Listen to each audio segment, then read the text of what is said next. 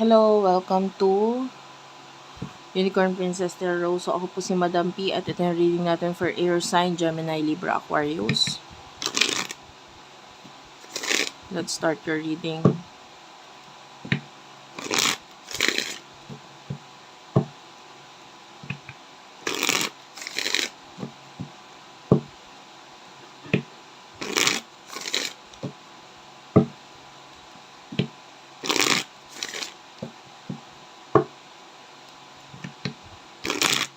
Okay, let's start. For air sign, please.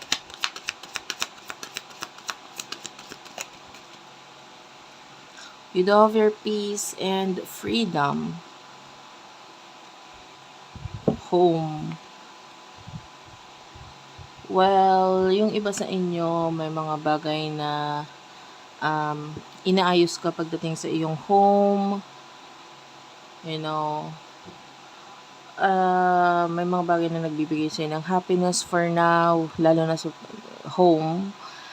And I feel like lalo na with the freedom, yung iba sa inyo, pwedeng may something ka na itinatago sa sarili mo, pero unti-unti ka nagkakaroon ng freedom na gawin or ipakita ito. Maybe this is your hidden talents, your skills, or maybe a career na parang tinatago mo but then unti-unti mo nang pinapakita ito sa tao, or yung iba naman it could be hobby, no, na parang uh, basta sa madalit sabi, you're expressing yourself ngayon nang hindi na nagkakaroon ng hangganan or boundaries kasi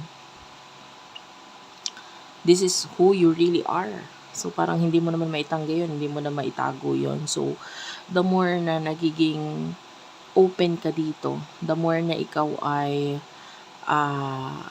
nai-express mo yung sarili mo, the more na nagiging masaya ka. No?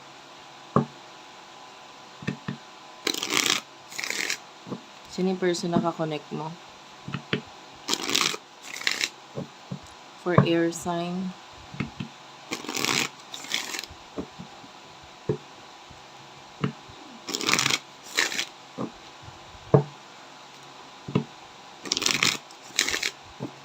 One last shuffle. For air sign. Okay, thank you Spirit guys, angel guides. Person na kakonect mo. You do have your healing and one more card. Compassion. Bottom of the deck is the blessings. Okay, itong person na to is currently healing. Might be a lot of you nagkakaroon ng separation, ano. So, healing itong person na to. Tinatry niya mag-heal regarding sa connection ninyong dalawa. And I see that medyo part of this person is gusto niya mabalik is friendship eh. Parang gusto niya na reconciliation sa friendship ninyo. Pwedeng gusto niya makipag-connect or communicate sa'yo dahil parang part of this person is nalulungkot. Tapos parang kailangan niya ng someone na iintindi sa kanya at ikaw yun.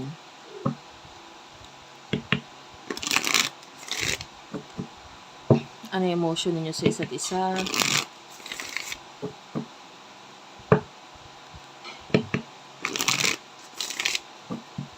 Emotion ninyo sa isa't isa.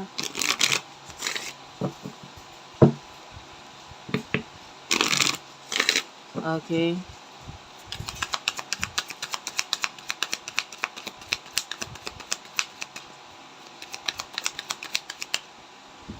You do have your strength and commitment.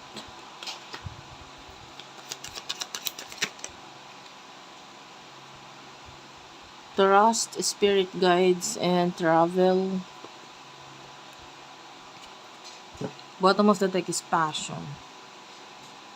There's a lot of passion sa inyong dalawa. Nakakaramdam ako ng sexual connection. So, yung iba sa inyo, both of you are fantasizing each other. Strength card. I feel like ngayon nagmamatigas ka because of commitment. So, yung iba sa inyo could be already in a relationship, married, or vice versa. Pwedeng siya yun.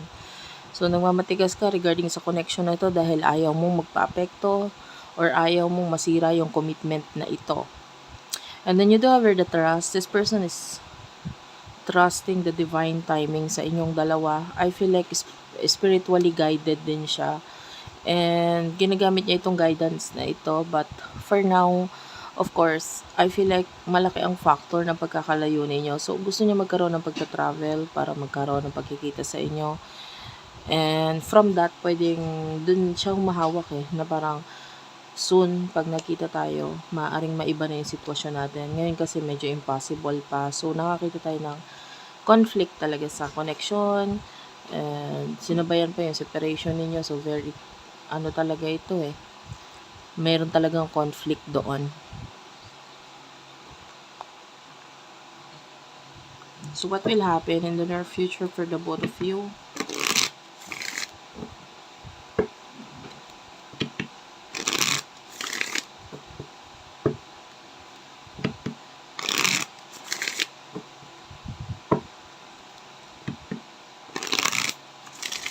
Okay.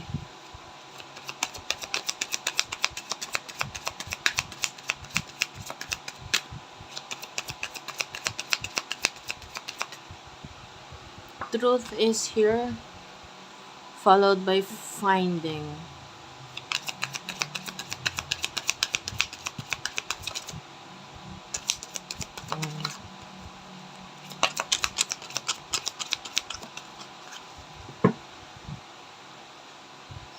A reconciliation.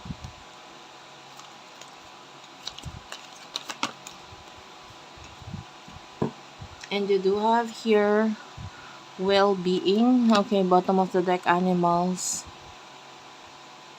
Okay. Truth. So, I feel like something is you're going to find out something. So, meron kang malalaman na katotohanan. And I feel like it has something to do with this person. And pwedeng yung iba sa inyo, sa kanya pa mismo manggaling yun. Na magiging dahilan para magkaroon ng reconciliation sa inyong dalawa. And I feel like this person is going to be more open sa'yo this time. Kaya nga malalaman mo ito. And animals is here. This feels like spirit guides. So, pwedeng kung ano man yung mga hindi pa tapos na usapin sa inyo, pwedeng matapos na ito. And there's a lot of love here. Okay, there's a lot of love. Yeah, a lot of you is pwedeng magkaroon ng reconciliation and pwedeng through the help of your spirit guides and this person na rin, pwede magkaroon ng pagbabalik or pagbabalikan sa inyong dalawa ng person na ito. And this time, magiging mas honest siya sa'yo. Thank you for watching. I love you all and bye-bye.